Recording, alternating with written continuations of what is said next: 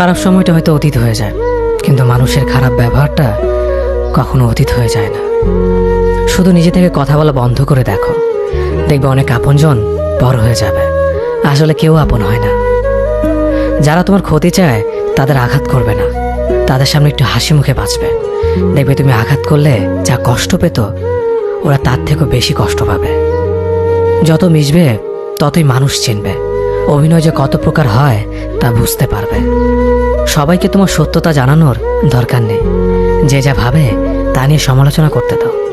বেঈমান মানুষগুলো কখনো অপরিচিত মানুষ হয় না, খুব কাছের মানুষগুলোই বেঈমান হয়। মানুষ চেনা শুরু করলে এমনিতেই বন্ধুর সংখ্যা কমে যাবে, এটাই বাস্তব।